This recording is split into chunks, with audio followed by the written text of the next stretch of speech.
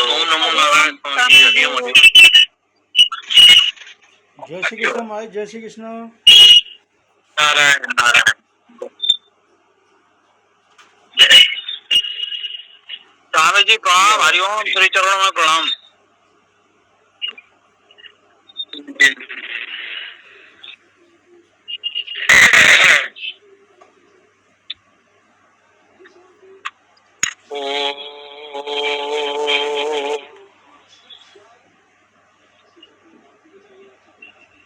यं ब्रह्मा वरुणेन्द्र रुद्र मरुतः सुन्वन्ति दिव्यैस्तवे वेदै साङ्गपदक्रमोपनिषदरे गायन्ति यं सामगा ध्यानावस्थिततद्गतेन मनसा पश्यन्ति यं योगिनो यस्यान्तं न विदुः सुरासुरगणा देवाय तस्मै नमः।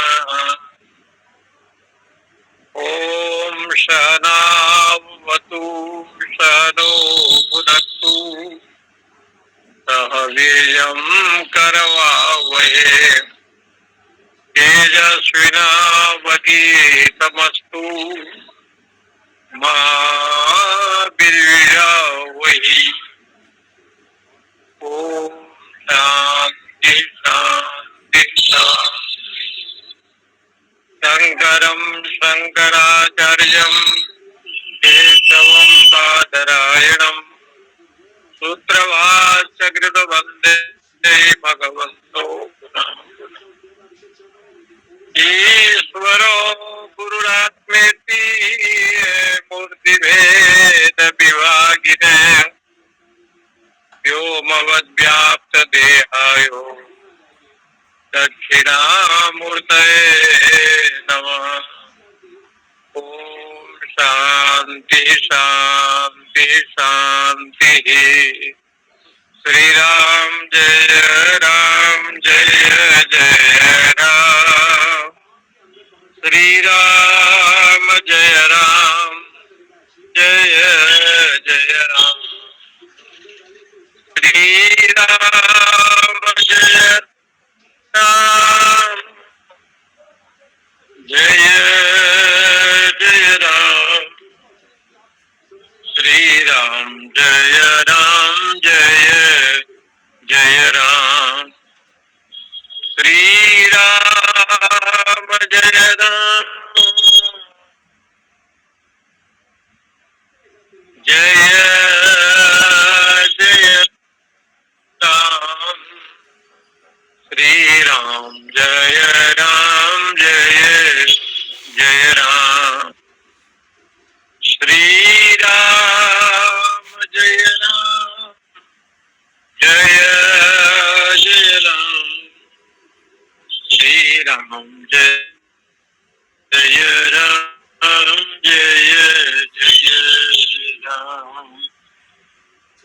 ज्ञान स्वरूपम् अखिलम् जगदेतद्बुद्ध्यः अर्थ स्वरूपं पश्यन्तो भाष्यन्ते मोह संप्लवे।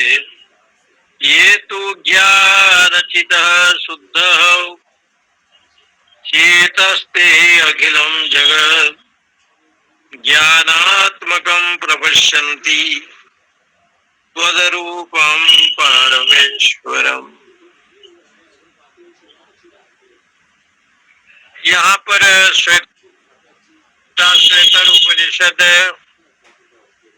जो कृष्ण यजुर्वेद के अंतर्गत पढ़ा गया है और भगवान भाष्यकार श्रीमद् आद्य जगत गुरु शंकराचार्य महाराज ने संबंध भाष्य में बहुत बड़ा भाष्य लिखा इन्होंने। इनका कहना यह है कि जो वेदांत सिद्धांत है यानी उपनिषद सिद्धांत जो है वो 3 प्रकार के विषय को मानता है, कर्म, ज्ञान और उपासना। 3 कांड को यहाँ समावेश किया, कर्म कांड, उपासना कांड और ज्ञान कांड। कर्म का भी विश्लेषण गीता जी के अनुसार भगवान ने 2 प्रकार से बताया। लोकेस्मिन् द्विविधा निष्ठा पुरा प्रोक्ता मया नघ, ज्ञान योगेन सांख्यानाम कर्म योगेन योगिनाम। इस लोक में 2 प्रकार की निष्ठा है। ज्ञान योगी के लिए सांख्य योग और कर्म योगी के लिए कर्म योग है। लेकिन कर्म का प्रतिपादन वेद में है। जिस प्रकार से व्यवस्था दी वहां पर ये व्यवस्था लिखा गया है कि अनासक्ता कर्म फलम कार्यम कर्म करोति यः सन्यासी च योगी च निरग्निर न चाक्रिय। अनासक्त भाव से माने भगवद आश्रय भाव से, भगवद अर्पण बुद्धि से। आप माटी से घड़ा बना सकते हैं, माटी से कुल्हड़ भी बना सकते हैं, माटी से बड़े छोटे उनके माटी का बर्तन भी बना सकते हैं, परंतु जीव जो है ना माटी नहीं बना सकता, मिट्टी नहीं बना सकता। मिट्टी से सब कुछ बना सकता है। जल से बहुत कुछ बन जाता है लेकिन जल नहीं बना सकता। पृथ्वी से बहुत कुछ बन जाएगा लेकिन पृथ्वी नहीं बना सकता। अग्नि से बहुत कुछ बनेगा, भोजन बन जाएगा, चाय पानी बन जाएगा। अग्नि से बहुत कुछ आप बना सकते हैं लेकिन अग्नि को नहीं बना सकते। आकाश को आप आकाश को देख करके जो अवकाश प्रदान करे उसमें घटाकाश, मठाकाश, पटाकाश ये उपाधि का व्यवहार हो सकता है लेकिन आकाश को नहीं बना सकते। पृथ्वी, जल, तेज, वायु, वायु को कोई निर्माण नहीं कर सकता। पंच महाभूत, पंच महाप्राण, 5 ज्ञानेन्द्रिय, 5 कर्मेंद्रिय, मन, बुद्धि, चित्त, अहंकार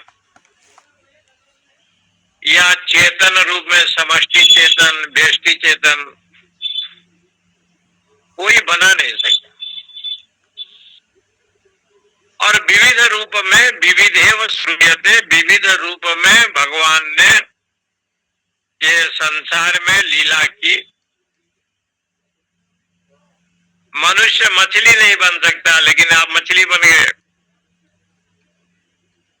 मनुष्य कछुआ नहीं बन सकता लेकिन कछुआ बन गए। मनुष्य बराह नहीं बन सकता लेकिन बराह बन गए। कोई मनुष्य ऐसे नहीं है, कोई प्राणी नहीं है कि लकड़ी से जन्म होगा लेकिन लकड़ी से आपका जन्म हुआ, नरसिंह बन गए। आधा सिंह आधा मनुष्य। तो बोले कि ऐसे तो आपका जो विविध रूप है देखा गया है, विविध रूप में आपका लीला का श्रवण शास्त्रों में है। कभी घोड़े के रूप में आए तो कभी हयग्रीव बन गए। तो ये विविध रूप में जो विविधेव श्रूयते जो वेदांत में कहा, परंतु वही वेदांत को देखें तो कर्म, ज्ञान और उपासना की बात कहा उन्होंने। लेकिन भक्ति को छोड़ दिया। भक्ति कांड वेद में अलग से नहीं कहा। धर्म का तो बड़ा प्रतिपादन किया, उपासना का बड़ी प्रतिपादन किया, ज्ञान कांड को भी बताया, लेकिन भक्ति का जो विषय है वेद में लिखा है, भक्ति क्या है, लेकिन भक्ति कांड को अलग से नहीं रखा। इससे सिद्ध होता है कि अगुण सगुण नहीं कछु भेदा, गावो ही बूढ़ पुराण बहुभेदा, ज्ञान भक्ति नहीं कछु भेदा। ज्ञान और भक्ति में कोई अंतर नहीं है। जिसको आप ज्ञान कहते हो वो भक्ति है, जिसको आप भक्ति कहते हो वो ज्ञान है। तो बोले ज्ञान क्या है? तो कहा एक ही ब्रह्म का दर्शन करना, इसी को ज्ञान बताया। एक ही सगुण निर्गुण भक्ति का दर्शन करना भक्ति बताया। और श्रीमद् भागवत में भक्ति तत्व का निरूपण जब भगवान ने किया, अहम भक्त पराधीनो यह स्वतंत्र द्विज, मैं भक्त के पराधीन हूँ और भक्त जैसे चाहता है। बोले भक्त में क्या आपके पास है? बोले भक्त में जो इकार शब्द पड़ा है ना, वो भक्त के पास। भक्त शब्द का अर्थ हो गया भाक्त, भाक्त का अर्थ हो गया दो भाग। दो भाग का मतलब हो गया चावल अभी था,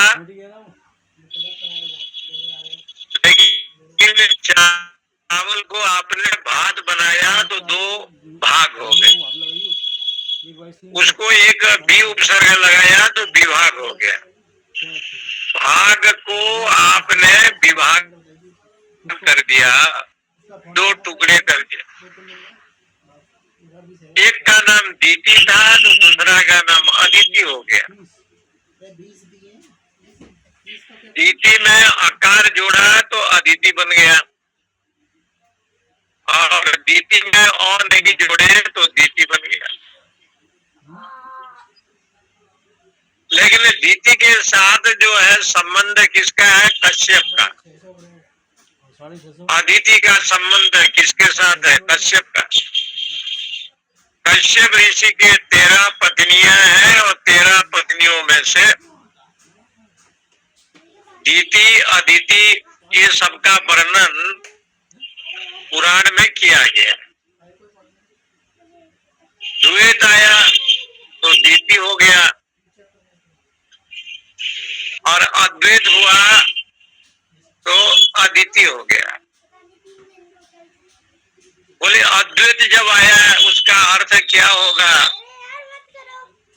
तो कहा जब अद्वैत ज्ञान होता है उसका अर्थ होता है वामन, छोटा। शरीर से छोटा होता है लेकिन ज्ञान में बृहद होता है। ज्ञान और वैराग्य में बड़ा विशाल होता है। शरीर के तल पर बहुत छोटा होता है। ज्ञानी का ये पहचान है कि शरीर के तल पर अहंकार का अभाव होने से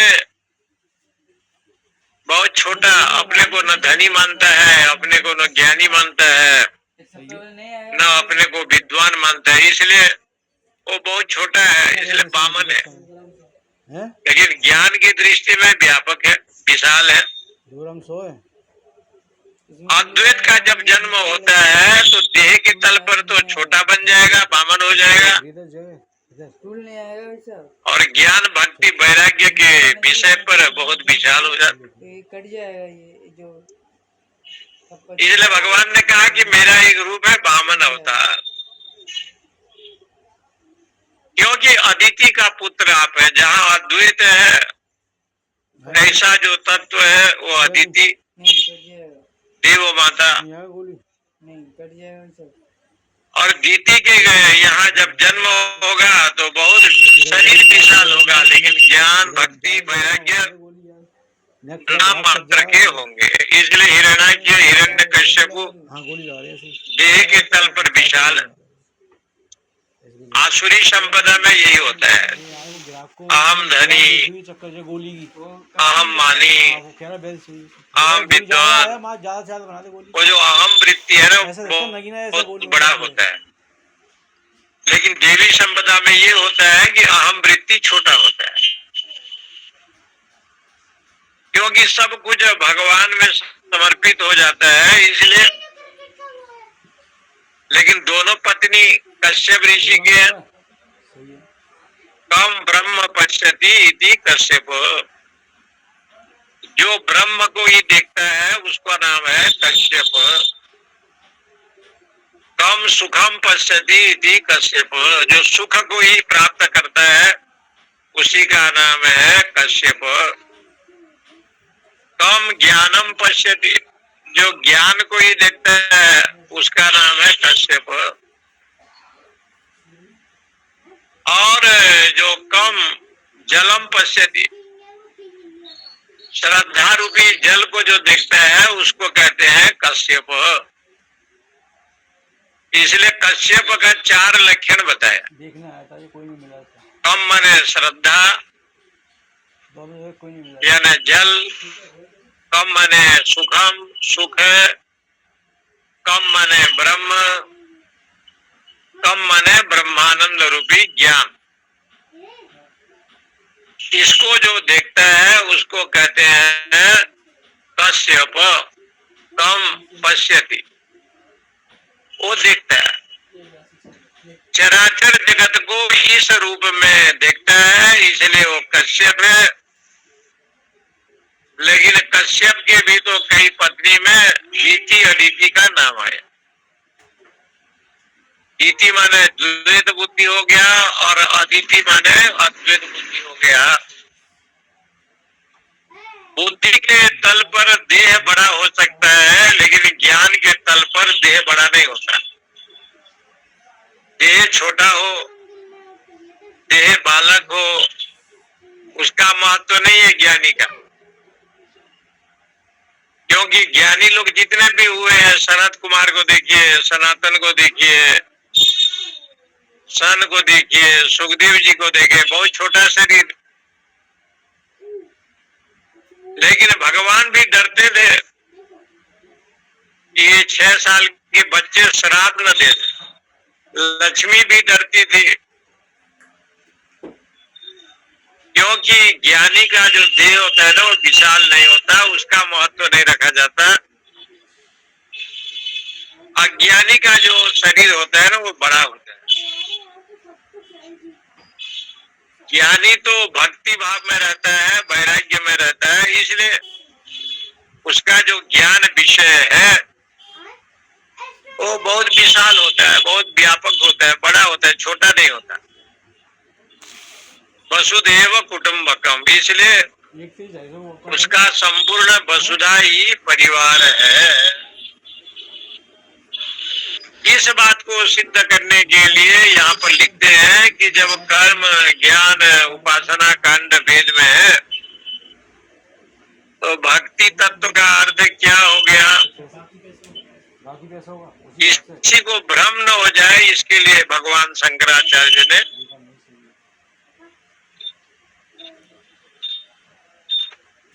भक्ति शब्द का जब निरूपण किया तो स्वस्वरूप अनुसंधानम भक्ति नित्य विधीयते, अपने स्वरूप को अनुसंधान करे।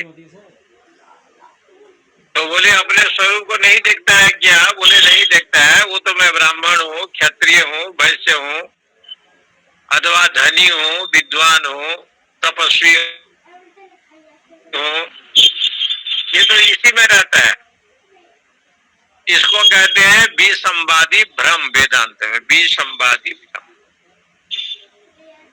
भ्रम तो हो गया लेकिन विपरीत भ्रम हो गया। भ्रम हो जाता है, कोई बात नहीं है,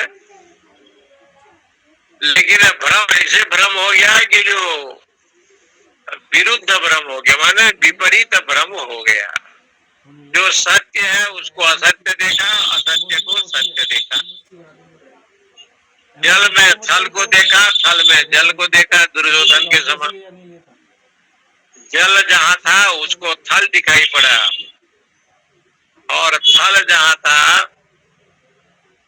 जल दिखाई पड़ा। मृग में सोना को देखा और सोने में मृग को देखा। रख दे बेटा, खराब हो जाएगा। मृग तो सोना नहीं था, लेकिन सोने को देखा। अरे मैं बता, वाल्मीकि रामायण में लिखा है कि सोना को देखा किसने? बोले सीता जी ने देखा। राम जी ने देखा कि नहीं देखा? बोले नहीं देखा। राम जी तो जानते थे ये माया मृग है, लेकिन सीता जी ने देख लिया। और सीता जी ने राम जी को कहा कि ये मृग सोना है, और सोना मृग के छाल चाहिए। भगवान ने समझाया मृग छाल तो मृग का होता है, सोने मृग का मृग छाल कहाँ से होगा? लेकिन सीता जी ने कहा कि नहीं, ये सोना मृग है। इस पौराणिक कथा से ये सिद्ध होता है कि उस सोने को देखने के लिए भगवान शंकर के स्वरूप श्री हनुमान जी जब सोने को देखने के लिए गए, सुवर्ण लंका को, उसने रावण ने पूछा कि तुम यहाँ आए हो? बोले आपके लंका को देखने के लिए आए, सोने का लंका। तो बोले यहाँ करोगे क्या? तो बोले सोने की जो लंका है बड़ा मलिन हो गया है, रंग रंगाई नहीं हो पाया है, और आपके लंके को थोड़ा हम रंग रंगाई करना चाहते हैं, इसीलिए आए। तो रावण के मति फेरा और उसके पूंछ में जो है तेल घी कपड़े दिए, और सभी सोने महल में श्री हनुमान जी परिभ्रमण किए। सोना यदि आग में आ जाए तो बहुत सुंदर दिखाई देता है, शुरू हुआ मैच। लेकिन सोना आग में आना चाहिए, उसको जो है ना मलिन जो सोना था उसको शुद्ध करने की श्री हनुमान जी की एक बड़ी प्रेरणा थी। इसलिए हमारे ग्रंथों में इस बात को बड़ा अद्भुत उठाया है कि मृग को राम जी नहीं देखे, लेकिन सीता जी ने इशारा किया कि देखो ये सोना है, ये सोना है। तब इस सोने के भाव को देख करके भगवान राम जी ने ये सोचा। महाकवि कालिदास ने कहा कि तथापि रामम बने लोलु भयो। राम जानते हैं लेकिन फिर भी वन में चले गए, उसको दौड़ाते दौड़ाते। नहीं कांचन हेम मृगस्य जन्म, ऐसे लिखा। कहीं संसार में सोने का मृग तो होता नहीं है, लेकिन फिर भी ये तथापि शब्द जो है ना बड़ा विलक्षण है। फिर भी आपके सोने के मृग के पीछे पीछे आप दौड़े और वहां गए तो भगवान तो यहाँ लीला करने के वास्ते भ्रम में पड़ गए कि सोने के मृग होता नहीं। लेकिन वहां देखो आप जितना हो जाए, ये मरीच का वध होने के बाद सीता जी भ्रम में आई। राम जी तो सोने के मृग के पीछे गए, लेकिन हे लक्ष्मण की शब्द को सुन करके जानकी जी भ्रम में पड़ गई। और राम जी का कुछ अमंगल न हो, सीता जी के मन में अविद्या आ गई, अज्ञान आ गई, क्योंकि शब्द जोड़ा गया है माया मृग। जैसे मृग तृष्णा होते हैं कि बालू में जल नहीं होता, इसी प्रकार से रस्सी में सांप नहीं होते। लेकिन किसी ने कह दिया कि रस्सी में सर्प है तो भ्रम हो जाएगा। क्या भ्रम हो जाएगा? भय का जन्म होगा। सर्प जनित जो कीट है उस भय का जन्म होगा, क्योंकि वो रज्जु का जो धर्म है सर्पाध्यास, सर्प का अध्यास आपने किया, इसलिए तो शंकराचार्य कहते हैं ज्ञानम स्वरूपम अखिलम, तो फोटो मत भेजियो। संपूर्ण ज्ञान स्वरूप है। ये संसार के अर्थ को बताता है। एतद बुद्धय, बुद्धि में लीजिए, अर्थ स्वरूपम पश्यंत। यहाँ बुद्धि में आपको क्या ग्रहण करना चाहिए? संसार को जब बताया तो संसार को जैसे बताएगा तो माया मोह का भाव अपने आप आएगा, और ये मोह रूपी महासागर में भ्राम्यन्ते मोह संप्लवे, मोह रूपी महासागर में वो भटकेगा, अनेक जोनि में वो भ्रमण करेगा। और उसके दृष्टि में ये यदि आ जाए कि परमात्मा ही ज्ञान है, ज्ञान स्वरूप है, अहम हरि ही सर्वमिदं जनार्दनो नान्यत् ततः कारण कार्यजातम् ईदृङ् मनो यस्य न तस्य भूयो भवोद्भवाद्वद्गदा भवन्ति। बड़ा अद्भुत लिखा। इसलिए ये संपूर्ण जगत जो है ना, अहम हरि, हरि रूप है। हरि का अर्थ होता है हरंती सर्वाणी प्राणिनाम दुखानाम पापानाम इति हरि। संपूर्ण प्राणियों के दुख को जो हरण करे उसको कहते हैं हरि। हरि हरने धातु का रूप है हरि। संपूर्ण जन्म मृत्यु रूपी दुख को जो नाश करे उसका नाम है हरि। सर्वमिदो जनार्दन, इसलिए भगवान का एक नाम है जनार्दन। जनार्दन, ये जनार्दन जो नाम विष्णु सहस्त्र नाम में आया है, इसका अर्थ है जन्म आर्दयति इति जनार्दन। संपूर्ण प्राणियों के दुख को जो निवारण करता है उसको कहते हैं जनार्दन। अर्धगतो याचने च, एक धातु है अर्धगतो याचने च, जो सभी दुख को दूर कर लेता है उसको कहते हैं जनार्दन। और थोड़ा याचना भी करता है, भीख भी मांगता है। 30 साल पहले बोले आप तो त्रिलोक्याधिपति हैं, आप भीख मांगते हैं। बोले कई जगह पर हमको भीख मांगने की जरूरत पड़ गई, हमने मांगा भी। तो बोले कहाँ कहाँ मांगे थे? तो कहते हैं कि हम जाकर के गोपिकाओं के यहाँ भी भीख मांगा,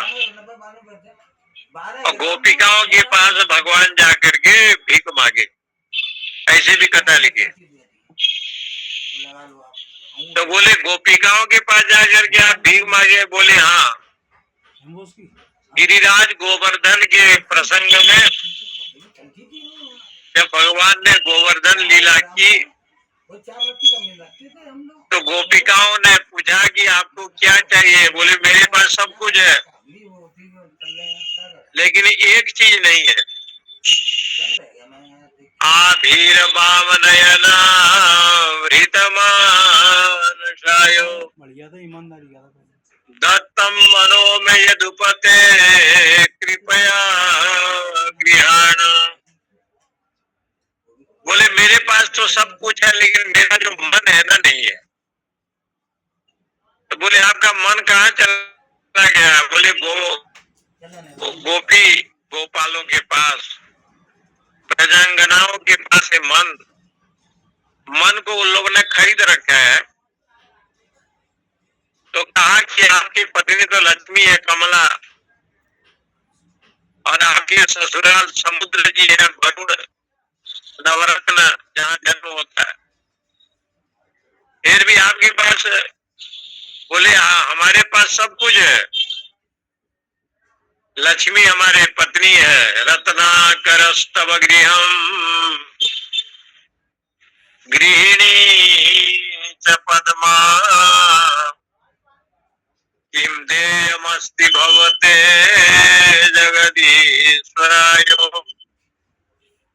आभीरवामनयनामृतमानसाय देख लो फोटो आ गया था दत्तम मनो में यदुपदे कृपया गृहाण। अब सही इसलिए कहा कि फूल में रहिए रत्नाकर स्तव गृहम, आपके ससुराल जो रत्नाकर है, लक्ष्मी आपकी धर्म पत्नी, और फिर भी आप मन को मांग रहे हैं। बोले मन तो आभीर वाम नयना, जो गोपालिनी है, ब्रजंगना है, उनके वाम नयन में जब दर्शन करते हैं तो मेरा मन वहां चला गया, आया नहीं। इसलिए एक ही इच्छा है कि हमको मन दे दो, और आपने भगवान को मन दे दिया। तो मन जब आपने दे दिया है तो मन तो दो होता नहीं है। उदो मनन भय 10-20, तो दिखा सही है जो हो तो सो श्याम संग गए, सही से वो आराधीश। मन तो एक होता है, और मन आपने भगवान को दे दिया, तो वही मन जब भगवत अर्पण में चला गया, उसी को ज्ञान कहने पर भी दोष नहीं है और भक्ति कहने पर भी दोष नहीं है, क्योंकि मन जो है परमेश्वर में आपने अर्पित कर दिया, आपके इष्ट देवों में अपना मन दे दिया। मैंने इसका मतलब मन दे दिया का मतलब हो गया कि जैसे भगवत कर्म है तद अनुसार जीवन चरित्र आप अपनाते हैं, अपना जीवन चरित्र को तद अनुसार अर्पण करते हैं। जैसे भगवत आराधना शास्त्रों में बताया है, तद अनुसार आप भगवान को समर्पित करते हैं। इसलिए उन्होंने कहा कि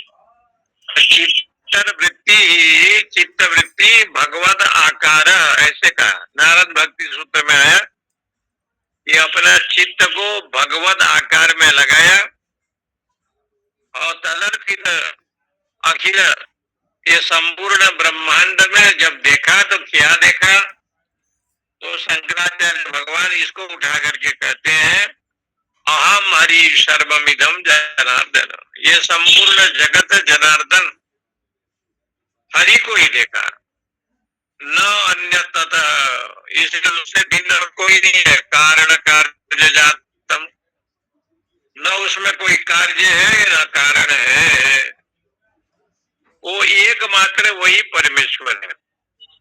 तो बोले वो देखा तो कैसे देखा, तो उसके ऊपर भी यहाँ लिखा है कि जब कृष्ण भगवान मथुरा जी में गए तो मल्लों ने कृष्ण को देखा, तो उनको बहुत महामल्ल जैसे दिखाई पड़ रहा है। मल्ला नाम असनी, मल्लों को लगा कि ये तो बड़ा मल्ल है, चाणूर मुष्टि को ऐसे दिखाई पड़ रहे हैं। असनिंद्रिणाम नरवरे, और जितने राजा थे उनको सम्राट जैसे दिखाई पड़ रहा है। स्त्री नाम स्मरो मूर्तिमान, और स्त्री को लग रहा है कि साक्षात कामदेव है, नारियों को लग रहा है कि कामदेव आ गया। गोपानाम स्वजनो सताम, गोपी गोपालों को ऐसे दिखाई पड़ रहा है कि अपने सूरज आ गए, स्वजन अपने बंधु बांधव ऐसे दिखाई पड़ रहा है। स्थिति भुजाम, राजाओं को महाराज के जैसे दिखाई पड़ रहा है। स्वपित्रो शिशु, नंद बाबा को वही 10-11 साल का बालक जैसे दिखाई पड़ रहे हैं। वसुदेव को छोटे बालक के रूप में दिखाई पड़ रहे हैं। इसलिए स्वपित्रो शिशु मृत्यु भोजवताम। और भोज राजा को, कंस को अपना काल जैसे दिखाई पड़ रहा है। और जो देवता लोग हैं उनको चतुर्भुजी नारायण के रूप में, ऋषि महर्षि को अपना विष्णु इष्ट के रूप में। इस प्रकार से भगवत दर्शन उस मथुरा में हो रहा है। श्रीमद् भागवतकार सुखदेव जी को बहुत सुंदर अच्छा लगा, तो उन्होंने लिखा कि एवं तदर्पिता, चित्त वृत्ति जब भगवान में आपको दे देंगे तो आपकी जैसे भावना तद अनुसार भगवत दर्शन होगा। जाकी रही भावना जैसी, प्रभु मूरत तीन लिखित ऐसी। इसलिए भवानी भावना गम्या भवारण्य कुठारिका। ललिता सहस्त्र नाम में एक शब्द आया है भवानी। हे माता रानी तू भवानी है। भवानी का अर्थ है अखिल ब्रह्मांड को पालन पोषण करने वाला। तब बोले कि भवानी आपका नाम क्यों है? बोले मनुष्य है तो दाल चावल रोटी सब्जी खाता है, गौ भैंस तो घास खाते हैं, अन्य जो कीड़े मकोड़े हैं कुछ और खाते हैं। 84 लाख सहस्त्र योनि में जितने लोग हैं सबका भोजन एक जैसे नहीं है, सबका भोजन अलग अलग है। सांप वायु पीता है उसका भोजन अलग है, मनुष्य का भोजन अलग है, पशुओं का अलग है, बिच्छुओं का अलग है, कीड़े मकोड़े का अलग। लेकिन सबके भोजन की व्यवस्था करना ये कोई जीव का तो विषय है ही नहीं, सबका भोजन की व्यवस्था। लेकिन ये सबकी भोजन की, भीम भोजन बनाते थे नगर में, आलू टमाटर मूली गोभी जो भी आता था एक साथ सबको काट छाट करके बर्तन में दे देते थे, पक करके एक ही सब्जी बनाते थे, ऐसे लिखा है। और बना करके सब जब खाते थे तो बड़ी प्रशंसा करते थे, क्या अद्भुत सब्जी। अब भोजन की लोग प्रशंसा करते थे। एक दिन भगवान ने पूछा कि भीम तुम्हारी बड़ी प्रशंसा है। बोले महाराज हम हैं वायु के पुत्र भीम, और जिनके जीवन में प्राण वायु की साधना हो, उपासना हो, और जिनके जीवन में साक्षात वायु परमात्मा की अनुग्रह हो और आपके आशीर्वाद हो, तो सारा भोजन वो बनाते थे। और भगवत अर्पण करने के बाद सब लोग जब खाते थे तो भीम के सुपकार को सब लोगों ने प्रशंसा की। ऐसे विराट पर्व में महाभारत में एक कथा है, और वो साक्षात जो है परमेश्वर की महाशक्ति, इसलिए उन्होंने कहा कि जगदम्बा तेरा नाम भवानी है। भव संसार को खाना पीना शयन आप व्यवस्था करती हैं, ये भी अद्भुत है। भावना गम्य, आप भावना से ही प्राप्त होते हैं, शुद्ध भावना से। भवारण्य कुठारी का, और ये संसार जो जंगल है, जो प्रपंच है, मोह है, उसको आप ही छेदन करती हैं आपकी कृपा से।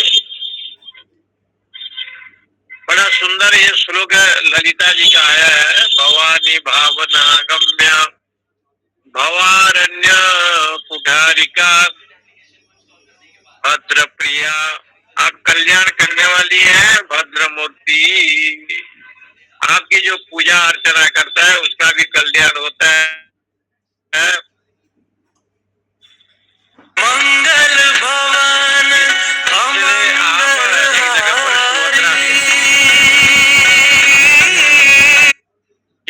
सुभद्रा के साथ ऐसा है। कृष्ण बलराम जी रहते हैं। सुभद्रा महाशक्ति है देख और कर सुभद्रा यशोदा जी की बेटी सुभद्रा महाशक्ति, इसलिए शोभन भद्रा, राम भेज दूँ कह रहा है। जिसका कल्याण स्वरूप चित्त हो उसको भी शास्त्रों में सुभद्रा कहते हैं।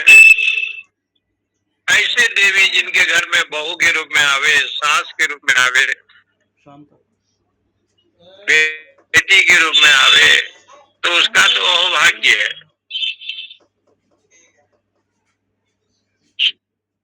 शोभना पति है, उसको कहते हैं सुभद्रा। इसलिए भागवत जी के पात्र में द्रौपदी सबसे बढ़कर रही। उसने कहा मुंच मुंच अश्वत्थामा को मत मारो। द्रौपदी से भी ज्यादा बढ़ करके उत्तरा जी रही। उत्तरा जी ने भगवान की प्रार्थना की। इन दोनों से के बढ़ करके कुंती बुआ रही। देखिए कथा आती है, वो भी तो देवी थी। मांसा बोलवा दी मृगा ऊपर और भगवान बहुत ही वरदान देने की इच्छा व्यक्त की, डाई में कटा हुआ है वो। लेकिन उसने ऐसे वरदान मांगा कि भगवान भी मौन हो गए। उन्होंने कहा कि यदि वरदान देना चाहते हो तो दुख क्यों नहीं देते? बोले क्यों? बोले दुख को कोई काट नहीं सकता और सुख को कोई नाश नहीं कर। सुख भी आएगा, दुख भी आएगा।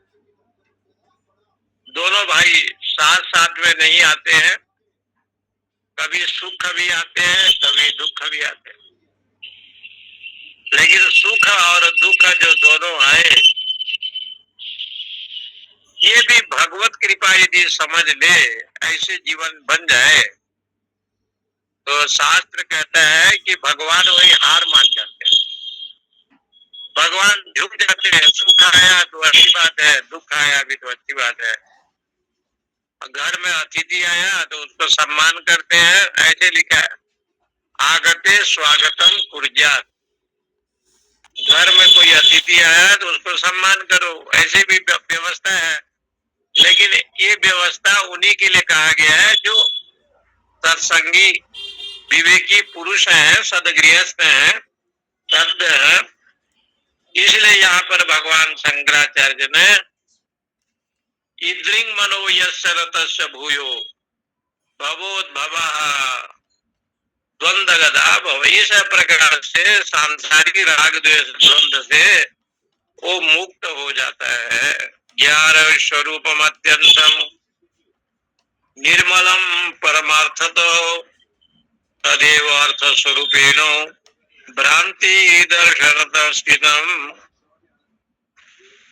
वो परमार्थ ज्ञान में अत्यंत निर्मल हो जाता है। ज्ञान स्वरूप जो ब्रह्म है उसी में ही वो स्थिर हो जाता है। इसलिए अज्ञान से वो युक्त नहीं होता।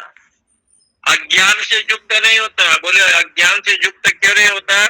अविद्या संचितम कर्म तत्शेषु जंतुषु आत्मा शुद्धो अक्षरम शांतो निर्गुण प्रकृति परम। क्योंकि ये जितने भी कर्म होते हैं सब अविद्या के द्वारा होते हैं। अविद्या संचितम कर्म, और वो अविद्या नाम के जो कर्म होता है तब वो मिटता है। अवश्य भोक्तव्यम कृत कर्म शुभाशुभम ना भोक्तम क्रियते कर्म जन्म कोटि सतेरपि। इसलिए आत्मा शुद्धो अक्षर शांतो। आत्मा शुद्ध है, निर्विकार है, शांत है, निर्गुण है। इस प्रकार से भावना करे, मैं आत्मा हूँ, मैं ब्रह्म हूँ। इस प्रकार से भावना करे, इस प्रकार से विचार करे। और तस्मात् अज्ञान मूलो ही संसार सर्वदेहिनां परतंत्रे स्वतंत्रे च भीदा भावात् विचारितो। इसके ऊपर एक उदाहरण लोग देते हैं। भगवान बुद्ध के पास एक माता जी गई, रोती रोती बुद्ध जी को कहा कि मेरा बेटा मर गया है, इसको जीवित कर दो। बुद्ध भगवान ने कहा कि जीवन दान देने के लिए कोई परेशानी तो नहीं है, लेकिन थोड़ा सरसों की दाना लाना पड़ेगा जिनके घर में कोई मरा ना हो। तो शहर में माताजी सभी के घर में घूमी, सब लोग ने कहा कि मेरा वो मर गया, मेरा वो चला गया, मेरा दादा गया। ऐसा कोई घर नहीं था जिनके घर में कोई न कोई मृत्यु को प्राप्त न हुआ हो।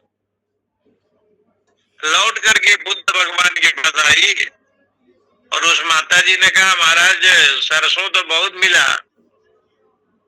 लेकिन ऐसा घर नहीं है जिसके घर में कोई शरीर न गया हो, मृत्यु को प्राप्त न हुआ हो। बुद्ध भगवान ने समझाया कि जब सब लोग की यही हालत है, सब लोग जन्म और मृत्यु को देखते हैं, जन्म को भी देखते हैं और मृत्यु को भी देखते हैं। जब देखते हैं तो फिर रहने की इच्छा क्यों करते हैं? देखते हैं कि बुढ़ापा आ गया, बाल पक गया, दांत झड़ गया, आंख दिखाई नहीं पड़ रहा है, जानते हैं। फिर भी ऐसे क्यों होता है? तो शंकराचार्य को कहना पड़ेगा, अंगम गलितम पलितम मुंडम दसन विहीनम जातम तुंडम करधृत कंपित शोभित दंडम। ये सब होता है। जो जिसके पास हो रहा है वो भी दूसरे को देखता है और दूसरे वाले तीसरे को देखता है। तदपि न मुंचती आशा पिंडम। इतना अद्भुत बात बताया कि तब भी वो आशा तृष्णा नहीं जाता। इसका मतलब ये हो गया कि आशा तृष्णा नहीं जाता है तो अविद्या उसके पास है, अज्ञान उसके पास है। अज्ञान नहीं होता, अविद्या नहीं होता तो आशा तृष्णा का अभाव तो हो सकता है, लेकिन आशा और तृष्णा उसके पास है। तदपि, इसलिए कहा तदपि न मुंचती आशा पिंडम, आशा को छोड़ता नहीं है। और वो आशा को अपने शरीर में तृष्णा को रखा है। बोले क्यों रखा है? बोले इसलिए रखा है कि अविद्या संचितम कर्म, क्योंकि सारा कर्म जब करता है अविद्या से ग्रसित होकर के, अहम मम भाव से ग्रसित होकर के। इसलिए यहाँ पर उपनिषद में भी न प्रज्ञान घनम एवं न प्रज्ञो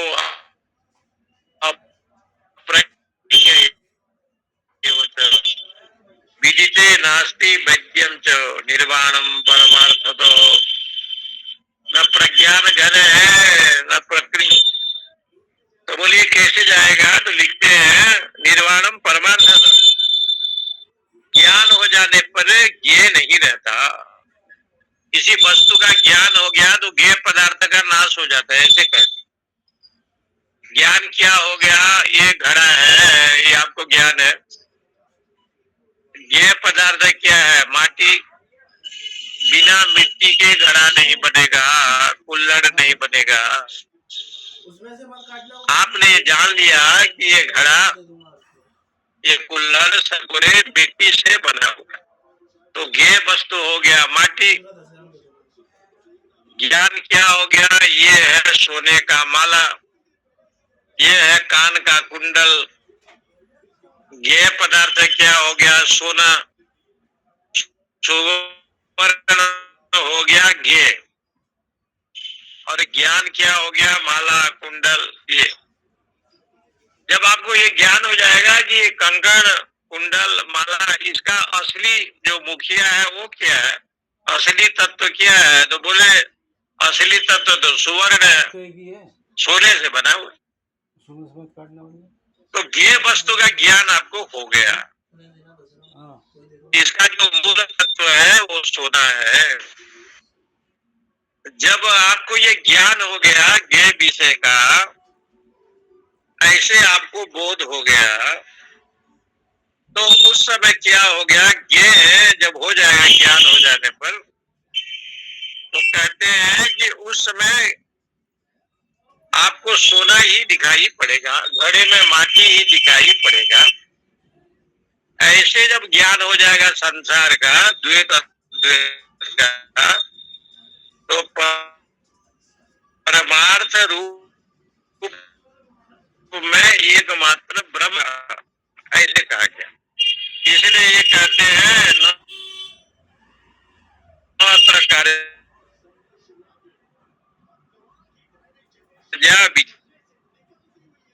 विचारणा ज्ञानम, जब इसलिए आत्मा का ज्ञान नहीं हुआ तो समझे कि बंधन है,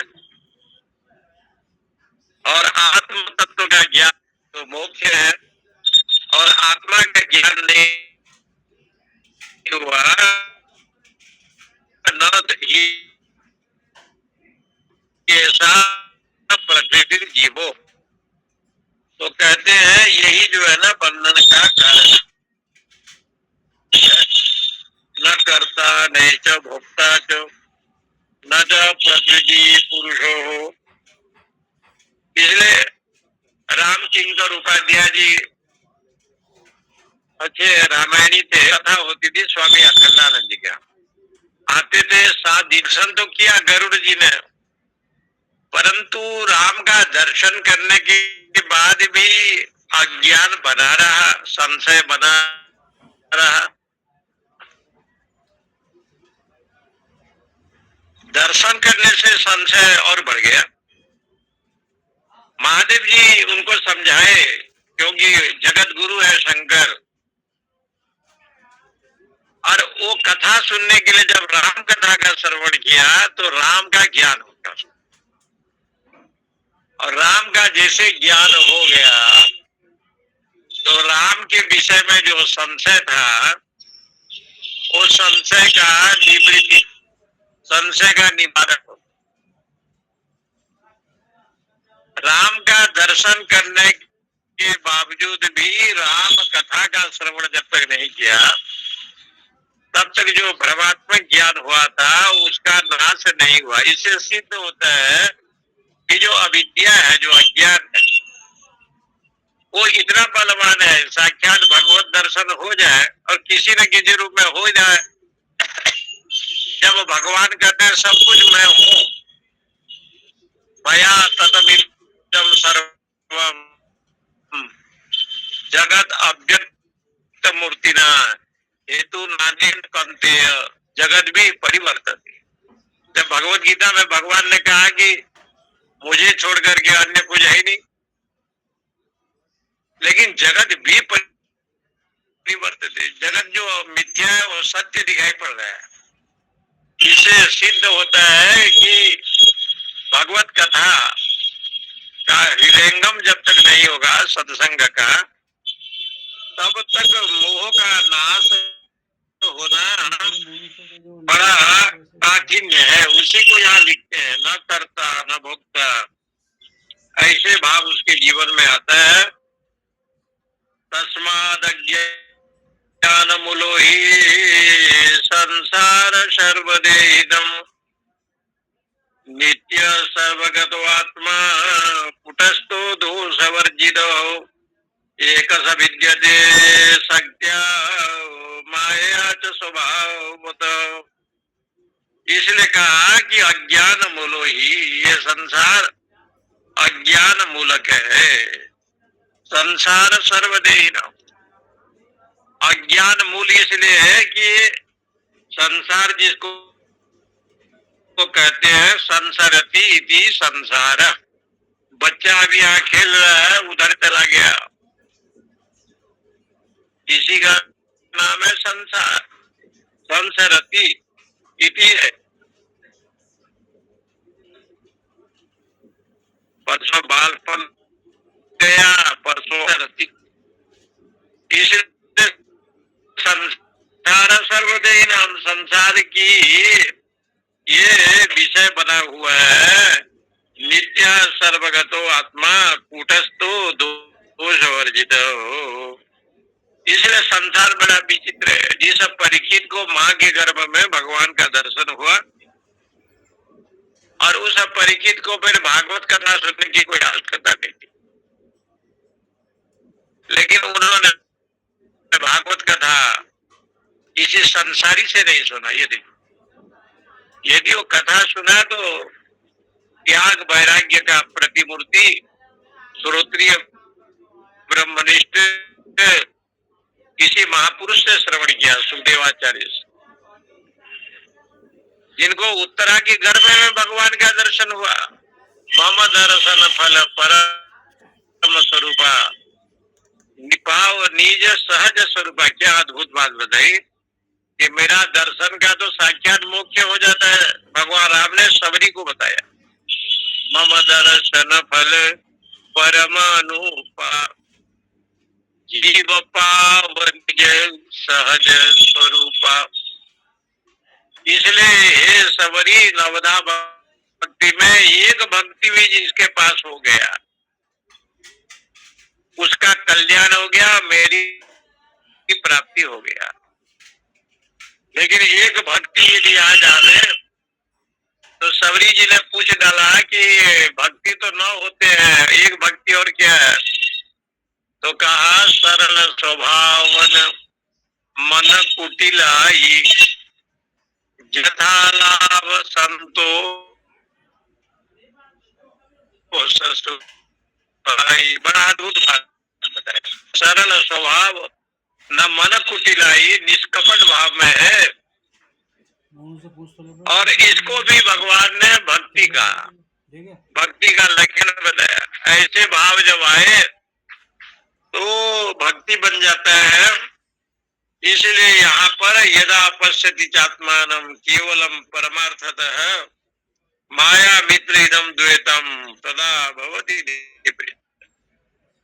जिस समय ये पुरुष है आत्मा को, ब्रह्म को नित्य समझता है परमार्थ रूप से, उस समय द्वैत प्रपंच का अभाव हो जाता है। क्योंकि द्वैत प्रपंच में माया मात्र विधम द्वैतम अद्वैतम परमार्थतः, ऐसे मांडुक्य कारिका में कहा। ये अद्वैत तो केवल परमार्थ है। इस प्रकार से लिंगम सर्वत्र ही, लिंग ही इसमें प्रमाण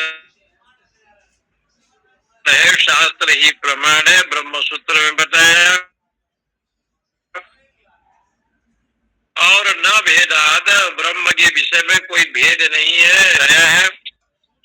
भगवान शंकराचार्य ने एकदा एवं अनुद्रष्टव्यम, इस प्रकार से बृहदारण्य को उपनिषद में बताया है।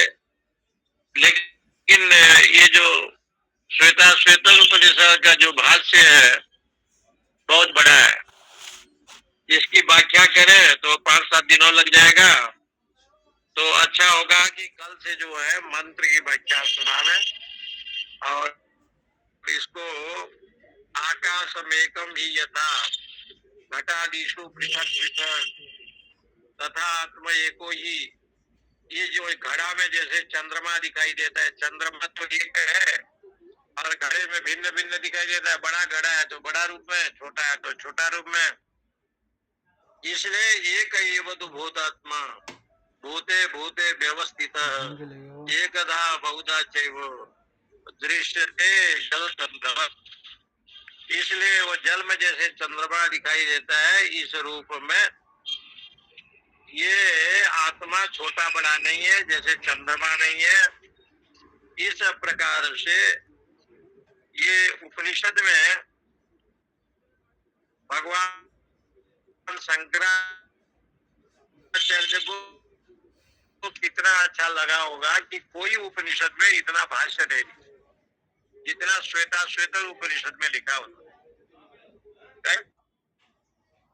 अब उनको बहुत अच्छा लगा क्योंकि श्वेताश्वेतर उपनिषद के संबंध भाष्य लिखने पर इसमें ये कहा कि ये जो ब्रह्म है वो सर्वव्यापक है, अखंड है, लेकिन दृश्यते जल चंद्रवत, जैसे जल में चंद्रमा के समान। घड़े में जल तो है ही, लेकिन चंद्रमा छोटा बड़ा जैसे दिखाई पड़ता है। ऐसे परमात्मा एक है, वो सजातीय विजातीय स्वगत भेद से रहित होने के कारण से ब्रह्म अद्वितीय है, एकमेवाद्वितीयम्। इस प्रकार से पूर्णमिदं पूर्णात् पूर्णमुदच्यते पूर्णस्य पूर्णमादाय पूर्णमेव शांति शांति। हरि ओम हरि ओम हरि ओम। ओम नमो नारायण स्वामी जी। हरि ओम हरि ओम। ओम नमो नारायण स्वामी जी। जय श्री कृष्ण महाराज, जय श्री कृष्ण। हरि ओम हरि ओम हरि ओम। हरि ओम स्वामी जी। हरि ओम स्वामी जी। नमो नारायण। नमो नारायण स्वामी जी। जय श्री कृष्ण। जय श्री कृष्ण। ईश्वर प्रणाम स्वामी। सादर प्रणाम। जय श्री कृष्ण। हरि ओम हरि ओम नारायण। नमो स्वामी जी। नमो नारायण स्वामी जी। जय श्री कृष्ण।